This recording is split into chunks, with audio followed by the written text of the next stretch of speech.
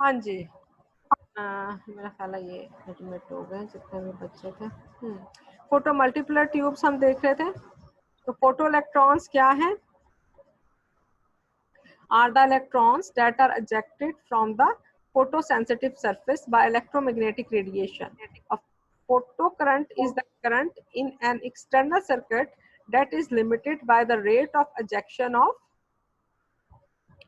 photoelectrons.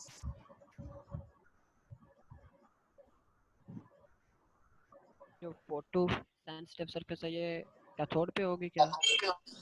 एक minute, हाँ जी पूछो दोबारा। मैम फोटो सेंसिटिव सरफेस है जहाँ पे फोटो सेंसिटिव मैंने कहा ना कि फोटो सेंसिटिव का मतलब ये कैथोड है ना, कैथोड के ऊपर हमने कोटिंग की हुई है, ठीक है। कैथोड के ऊपर जो कोटिंग है वो उसकी ये प्रॉपर्टी है कि जब उस पर एक beam of light photon strike करता है तो एज अ रिजल्ट क्या है, वो इलेक्ट्रॉन एजेक्ट होता है। ये फोटो इलेक्ट्रॉन्स, वो जो ये इलेक्ट्रॉन्स एजेक्ट होंगे इन्हें हम फोटो इलेक्ट्रॉन कहेंगे। और photo electrons that are ejected from the photo sensitive surface, ये फोटो सेंसिटिव सरफेस है जिसके ऊपर हमने कहा कि फोटो सेंसिटिव सरफेस कैसे बनती है, जब हम इसके ऊपर कोटिंग कर देते हैं किसी अल्कली मेटल की या अल्कली ऑक्साइड की। अभी मैंने थोड़ा देर पहले आपसे डिस्कस किया, ठीक है ना। तो ये जो रिजल्ट, जी इसकी जगह पे सेमीकंडक्टर भी इस्तेमाल किया जा सकता है, हाँ वो सेमीकंडक्टर, जी सेमीकंडक्टर भी, वो जो हम आगे फोटो डायोड वगैरह यूज उसमें फिर सेमीकंडक्टर यूज करते हैं, ठीक है। नेक्स्ट जो कुछ हैं ऐसे डिटेक्टर जिसमें सेमी जो है वो हम सेमीकंडक्टर यूज करते हैं, सेमी डायोड यूज करते हैं। Photo conductor is a current. अब जो करंट, फोटो करंट क्या होगा, फोटो इलेक्ट्रॉन के नतीजे में जो करंट प्रोड्यूस होगा, photo current is the current in an external circuit that is limited by the rate of ejection of photo electron, ठीक है। जो फोटो इलेक्ट्रॉन्स की वजह से जो करंट प्रोड्यूस होगा उसको हम कहेंगे this is the photo current. तो this is photo current and photo electrons. Photo multiplier tube ने कैसे काम करना है, is similar to in construction to the photo tubes but is significantly more sensitive. The photocathode is similar to that of phototube with electron being emitted on exposure to radiation. जैसे photo tube में electron अमिट होते हैं जब इनके ऊपर photon, beam of photon जो है वो स्ट्राइक करती है तो एज अ रिजल्ट इलेक्ट्रॉन जो है वो अमिट होते हैं। तो एक्सपोजर ऑफ रेडिएशन पर फोटोकैथोड जो कि फोटो मल्टीपोलर ट्यूब है उसमें भी same action will take place. However, in place of a single wire anode, फर्क कहाँ पर है कि सिंगल वायर एनोड की बजाय वहां पर क्या है, आपके पास सीरीज ऑफ इलेक्ट्रोड है। फोटो मल्टीप्लर ट्यूब में एक सिंगल इलेक्ट्रोड नहीं है बल्कि क्या है, series of electrodes. In series of electrons को हम क्या कहते हैं, डाइनोड्स, ठीक है। सीरीज ऑफ इलेक्ट्रोड्स जब होंगे तो हम कहेंगे these are the dynodes as shown in figure this. The electrons emitted from the cathode are accelerated towards the first dynode that is maintained 90 to 100 volt, ठीक है। कैथोड और जो एनोड का जो वोल्टेज डिफरेंस होगा वो फर्स्ट डायनोड का उसका वोल्टेज होगा 90 to 100 volt positive with respect to the cathode. Each accelerated photoelectrons that strike the dynode surface produce several electrons, और वो इलेक्ट्रॉन्स अब एज ये पहले देखें इसने इसे स्ट्राइक किया तो अब करंट प्रोड्यूस होने की बजाय आपके पास रिकॉर्ड हो गया कि कितने इलेक्ट्रॉन्स ने उसके साथ स्ट्राइक किया है नोड के साथ। अब वहां पर क्या होगा कि एक इलेक्ट्रॉन स्ट्राइक करेगा और अब उसके बाद आपके पास जो डिफरेंस ऑफ, मैं थोड़ा सा एक्सप्लेन करती हूँ डायग्राम से, ये है फोटो मल्टीपुलर ट्यूब, ठीक है। अच्छा अब यहाँ पे ये देखिएगा, ये है आपके पास ये this is the photo sensitive cathode, ये दिस वन, ठीक है, फोटो एमिसिव कैथोड, और ये रेडिएशन इसके ऊपर से स्ट्राइक कर रही है इसके ऊपर, ठीक है। एज अ रिजल्ट ये जो आपकी डॉटेड लाइन है ये फर्स्ट डॉटेड लाइन है। ये जो इलेक्ट्रॉन अमिट होंगे जितने यहाँ से रेडिएशन सैंपल सोर्स से जब इसके पास जाएगी तो एज अ रिजल्ट जितना उसकी एनर्जी होगी उतने ही इलेक्ट्रॉन्स अमिट होंगे, कहाँ पर, ये इसके आपके पास कैथोड पर, ये कैथोड फोटो एमिसिव है, उतने ये इलेक्ट्रॉन अमिट करेगी, फोटो इलेक्ट्रॉन अमिट करेगी, और ये कहाँ पे जाएंगे आपके पास एनोड के पास। This is the first, D1 is the dynode, और ये डाइनोड उसने कहा कि ये डाइनोड D1 से D9, ये D1, ये D2, D3, D4, D5, D6, D7, D8, D9, ठीक है। अब इसको खोल के अगर आप देखें तो ये इसने बताया हुआ है कि ये कैथोड, कैथोड से D1, D2, D3, D4, 5, 6, 7, 8, 9, ये सीरीज ऑफ इलेक्ट्रॉन है। In series of series of anodes है, ये सीरीज ऑफ एनोड को हमने क्या कहा, दीज आर द डाइनोड्स। और अब एक कैथोड से जो D1 जो फर्स्ट एनोड है उसका जो वोल्टेज डिफरेंस है वो एटलीस्ट 90 वोल्ट है, ठीक है। अब इसी तरह से ये ग्रेजुअली जो पोटेंशियल डिफरेंस है ये इंक्रीज होता जाएगा। D2 जो है वो ज्यादा इलेक्ट्रोपॉजिटिव होगा as compare to the D1, D3 will be more electropositive than the D2, D4 will be more electropositive than D3 and so on। तो सबसे ज्यादा इलेक्ट्रोपॉजिटिव कौन होगा, D9। तो क्या होगा कि जब वेरी फर्स्ट इलेक्ट्रॉन फोटोन जो सा है वो इसके ऊपर कैथोड पे पड़ी, तो जितने फोटो अमिट किए उसने, जितनी उसने इलेक्ट्रॉन्स अमिट किए, वो इलेक्ट्रॉन्स चूंकि नेगेटिवली चार्ज थे, और ये D1 जो है ये इलेक्ट्रोपॉजिटिव है, ज्यादा इलेक्ट्रोपॉजिटिव है, तो वो इसकी तरफ अट्रैक्ट हो गए। ये आपके पास ये इसके पास अट्रैक्ट हो गए। अब D2 चूंकि ज्यादा इलेक्ट्रोपॉजिटिव है as compare to the D1, तो यहाँ से जो इलेक्ट्रॉन अमिट हुए वो यहाँ से इसकी तरफ D2 की तरफ अट्रैक्ट हो गए। तो अब क्या होगा कि अब एज अ रिजल्ट यहाँ पे पहले अगर एक दो थे तो दो से ये आपके पास दो D1 के पास गए, तो D2 पर वो 4 टाइम्स उनकी स्ट्राइकिंग जो है वो स्ट्राइक होने की वजह से, देखिए यहाँ पे फोटो मल्टीपुलर ट्यूब क्या करती है कि एक स्पेसिफिक वे में जो नंबर ऑफ इलेक्ट्रॉन्स है उनको वो इंक्रीज करती जाती है। ने कहा कि each accelerated photoelectron that strike the dynode surface produce several electrons, ठीक है। एक से बनेंगे दो, दो से चार, चार से आठ, आठ से 16, तो ये मल्टीप्लाई होते जाएंगे। इनको हम क्या कहते हैं, these are called the secondary electrons, ठीक है। यहाँ पे हमने कहा कि फोटो मल्टीपुलर ट्यूब में कितनी हो जाती है स्ट्रेंथ, जो एक फोटोन जब उसे स्ट्राइक करता है तो 10 raised to power 6 to 10 raised to power 7 electrons, amplification इतनी ज्यादा हो जाती है कि एक से वो 10 raised to power 6 to 10 raised to power 7 amplification. और ये कहाँ पर हो रही है, ये आपके डिटेक्टर के अंदर ही हो रही है। इसके लिए अलहदा से कोई एम्पलीफायर नहीं लगाना पड़ा कि पहले सिग्नल प्रोड्यूस हो जाए फिर हम उसको एम्पलीफाई करें, नहीं। तो इसलिए ये ज्यादा सेंसिटिव है। और कैसे वर्किंग कर रहा है, तो ये कि आपके पास ये D1 से ये सेकेंडरी इलेक्ट्रॉन्स जब D2 पे पड़े तो ये 4 हो गए, 4 से D3 पे गए तो ये 8 हो गए, 16, 4 4 16, 16 to 16 क्या करेगा तो ये आपके पास बन जाएंगे 32। तो इस तरह से ये इनकी मल्टीप्लिकेशन, और कहाँ तक इसकी रेंज गई, 10 raised to power 6 to 10 raised to power 7 times more amplified signals जो से हैं वो अब डिटेक्ट हो रहा है। detect 10 raised to power 7 electrons for each photon, ठीक है ना। तो in this way this photo multiplier tube work। Clear हो गया ये सबको? मैम जी मैम सेकेंडरी इलेक्ट्रॉन जो है फिर वो एनोड से निकल रहे हैं।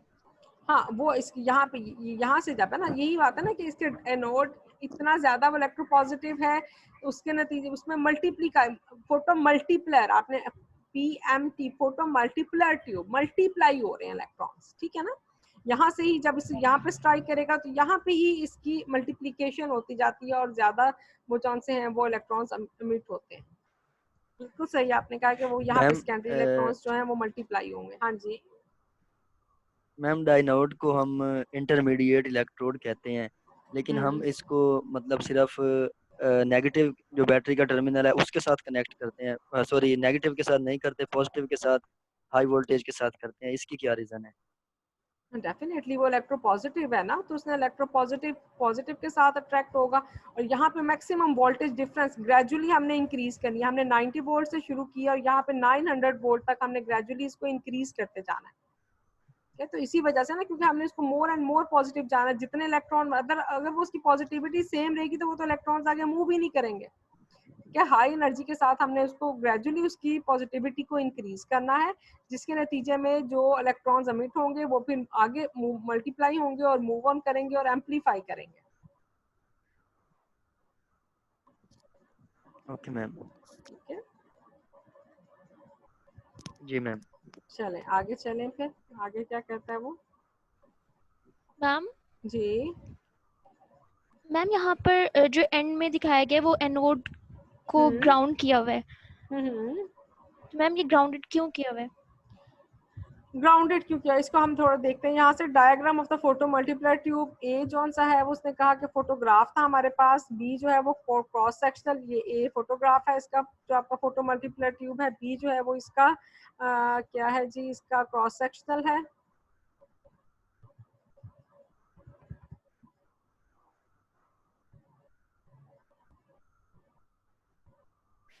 कभी ये इतना मूव कर जाता है, कभी नहीं करता।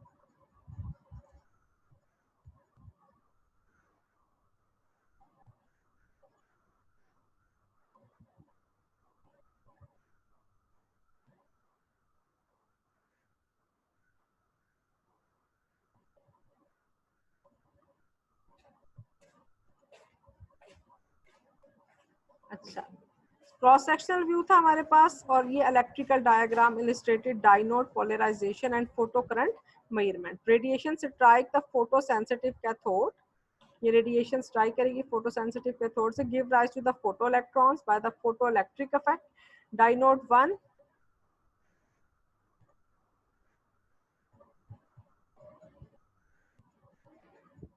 is held at positive voltage with respect to the photocathode. Electron emitted by the cathode are attracted to the first dynode and accelerated in the field. Each electron strike dynode D1 give rise to the 2 to 4 secondary electrons. These are attracted to dynode D2, which is again positive with respect to the dynode D1. The resulting amplification at the anode can be 10⁶ or greater. The exact amplification factor depends on the number of dynode and the voltage difference between each dynode. ठीक है ना, तो ये instrument के अंदर already ये specifications दी हुई हैं. This automatic internal amplification is one of the major advantage of photomultiplier tube. With modern instrumentation, the arrival of individual photocurrent pulses can be detected and counted instead of being measured as an average current. कि हर अब क्या है कि अब हमारे पास average नहीं आती, बल्कि वो कहता है कि मॉडर्न इंस्ट्रूमेंटेशन में जैसे ही एक electron, the arrival of individual photo electron pulse can be detected, her beam की अपनी एक पीक आती है, and counted instead of being measured as an average current. This technique called the photon counting is advantageous at very low light level.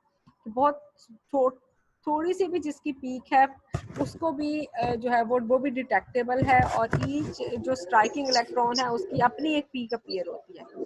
With modern electronic instrumentation, it is possible to detect the electron pulse resulting from the arrival of individual photon at the photocathode of photomultiplier tube. Her electron जो strike कर रहा है वो अपनी एक peak देगा.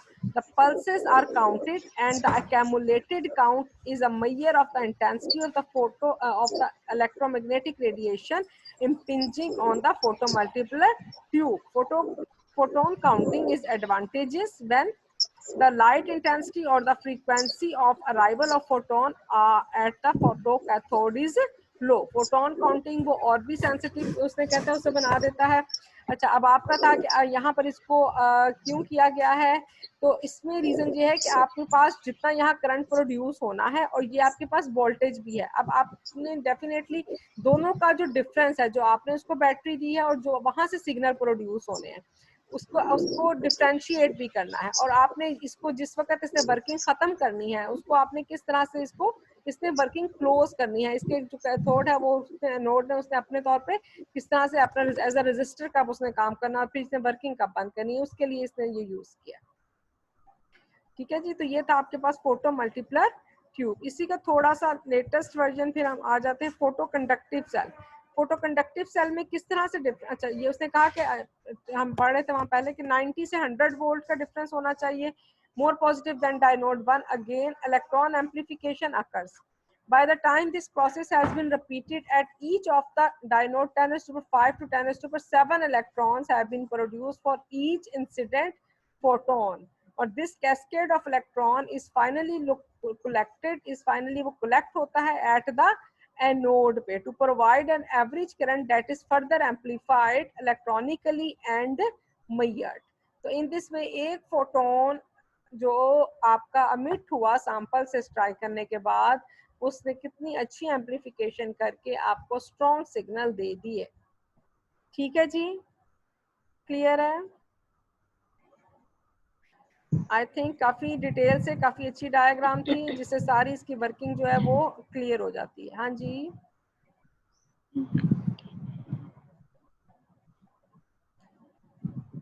कोई कुछ बोलना चाह रहा है या वैसे ही माइक ऑन है?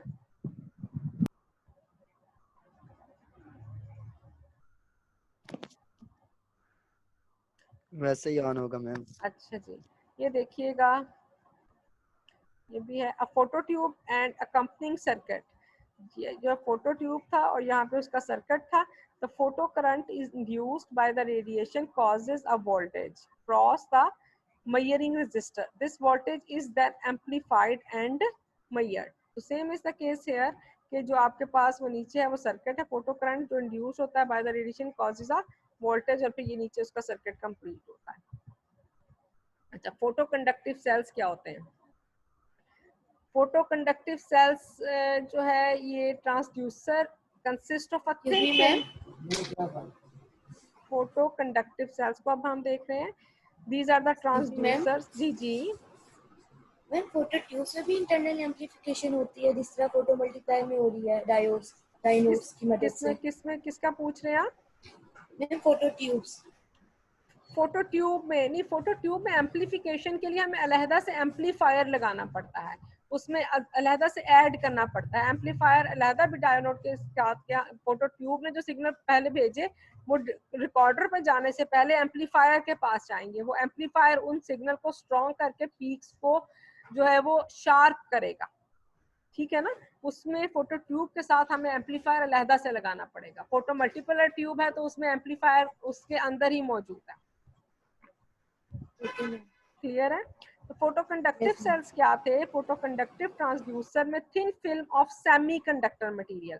अब कंडक्टर की बजाय सेमीकंडक्टर मटेरियल है। सेमीकंडक्टर मटेरियल का क्या मतलब है कि इसकी कंडक्शन जौन सी है वो जो ये यहाँ पे अच्छा सा इंसुलेटर से ज्यादा होगी और कंडक्टर से कम होगी।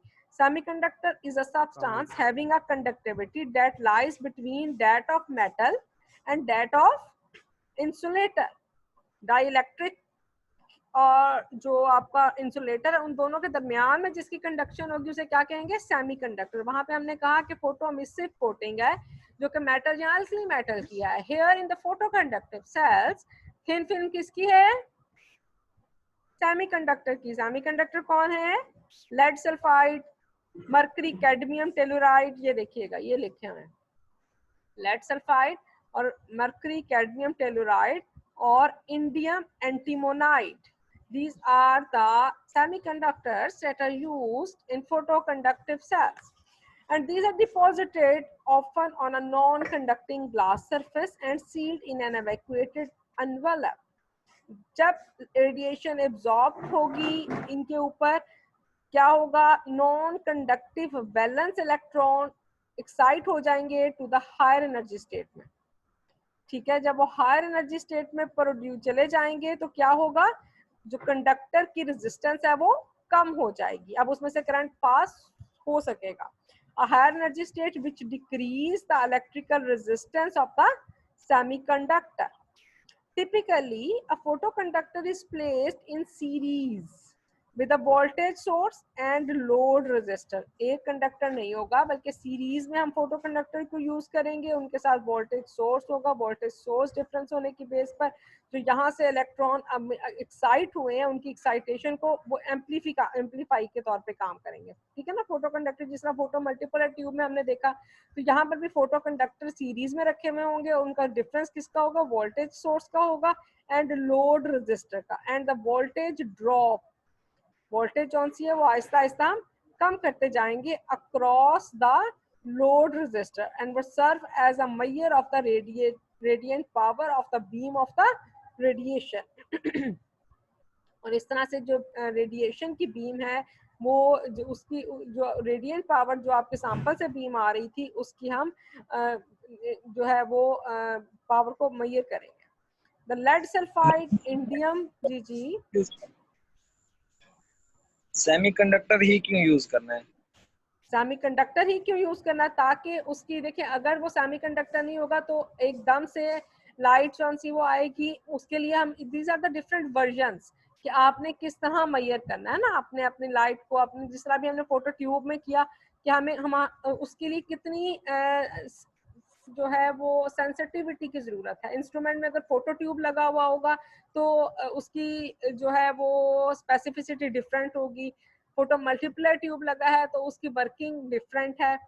फोटो कंडक्टिव सेल लगा है तो उसकी वर्किंग डिफरेंट है। अभी आप आगे इसको देखोगे कि हम इसको यूज करते हैं नियर आईआर रीजन के लिए या आई फार आईआर रीजन के लिए, मिड आईआर रीजन के लिए भी ये सारी जो है वो पूरी करता है। उसकी जो आईआर रीजन है उसके लिए हमें इस तरह से हम ग्रेजुअली उसको मेजर करते हैं। उसमें जो इलेक्ट्रॉन्स हैं, जब हम जो आईआर की रेडिएशन है उसमें मोस्ट प्रोबेबली जो इतनी एनर्जी होती है कि इलेक्ट्रॉन्स कौन से हैं वो यूवी की तरह और जो आपके पास विजिबल की तरह इलेक्ट्रॉन अमिट नहीं हो जाते, ठीक है, उसमें फोटोन अमिट नहीं होते, वो इतनी एनर्जी नहीं होती कि एमिशन हो जाए, बल्कि इतनी एनर्जी होती है कि एक्साइटेशन टेक प्लेस होती है।